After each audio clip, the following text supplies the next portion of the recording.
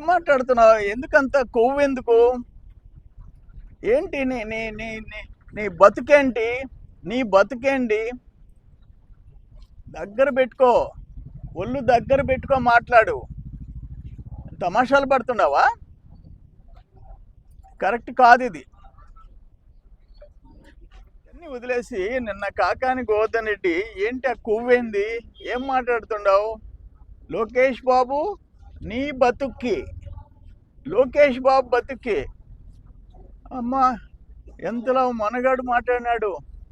ఒక కల్తీ మద్యం చేసినోడు, ఒక నకిలీ పత్రాల్లో దొరికినోడు, ఒక కోర్టు ఫైల్స్ దొంగతనం చేసినోడు, పేదోళ్ల భూములు కొట్టేసినోడు, ఆవిలేట్పాటిలో ఎస్సీల భూములు కొట్టేసినాడు, సర్వేపల్లిలో గిరిజన భూములు కొట్టేసినాడు, మరుపూర్లో ఇన్కమ్ ట్యాక్స్ పేయీలకి కోట్ల రూపాయల ఆస్తులు నకిలీ బినామీలకి కట్టబెట్టినోడు, అల్లుడి పేరుతో భూములు కొట్టేసినోడు, 100 కోట్ల రూపాయల ఆస్తి కొట్టేసినోడు రెండో అల్లుడి పేరుతో. ఆయన నీ బతుకేంటో చింతామణిలో అడిగితే చెప్తారు, నీ బతుకేంటో తోడేరులో అడిగితే చెప్తారు. లోకేష్ బాబుని నీ బతుక్కి అని మాట్లాడతావా? కొవ్వు ఎక్కువైపోయింది.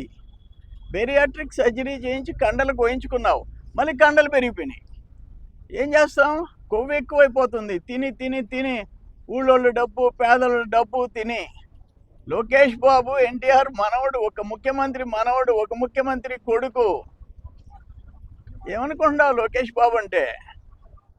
నీ మాదిరిగా వైఎస్ జగన్మోహన్ రెడ్డి మేనత్తను పట్టుకొని డాక్టరేట్లు తీసుకున్నాడా, పిహెచ్డీలు తీసుకున్నాడా?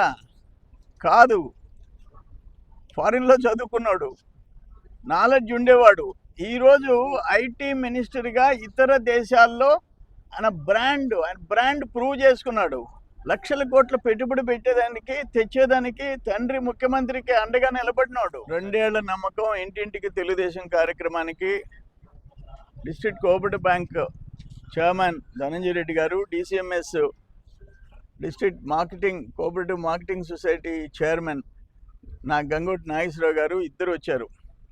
మేము ఇప్పుడు ప్రతి ఇంటికి పోయి తిరిగి కరపత్రం ఇచ్చాం.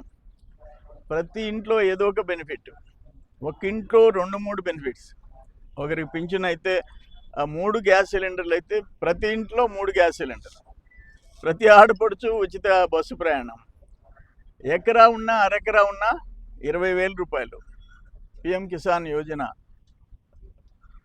ఇటువంటి ఇన్ని వెల్ఫేర్ ప్రోగ్రామ్స్. 4,000 రూపాయలు పింఛన్ ఈ దేశంలో. ఈ మహారాష్ట్రలో 1,000 రూపాయలు, బీహార్లో 400, కర్ణాటకలో 600, తమిళనాడులో 1,000 రూపాయలు, ముంబై ఉండే రాష్ట్రంలో 1,000 రూపాయలు. మనం 4,000, 6,000, 10,000, 15,000 ఇస్తున్నాం. ఇంత పెద్ద ఎత్తున సంక్షేమ కార్యక్రమాలు. మన తల్లికి వందనం, ఒక బిడ్డ ఉంటే 5 బిరుదు వల్ల 5 మంది బిడ్డలు 65,000 రూపాయలు పడింది. అది నేను ఫేస్బుక్లో పెట్టా. ఇంచుమించు 2 లక్షలకి వెళ్ళిపోయింది రీచ్. అంటే అప్రిషియేట్. గిరిజన కుటుంబం ఒక్కరినే పంపించేది. ఆయన అమ్మఒడి అని చెప్పి ఒక్కరికి ఇచ్చేది, వాళ్ళు ఒక బిడ్డను పంపించేది. ఇప్పుడు మనం ఎంతమందికైనా ఇస్తున్నాం? 5 మంది 6 మందిని పంపించేస్తున్నారు. గిరిజన పిల్లలు బడికి పోయే పరిస్థితి వచ్చింది. ఇటువంటి కార్యక్రమాలు. నువ్వు పిఎం కిసాన్ నువ్వు 13,000 చిల్లర ఇస్తే ఇప్పుడు మేము 20,000 ఇస్తున్నాం. దేంట్లో పోటీ పడతారో చెప్పండి. ఇన్ని కార్యక్రమాలు మత్స్యకారులకి, చేనేత కార్మికులకి వీళ్ళందరికీ బెనిఫిట్స్ ఇస్తున్నాం. ఆటో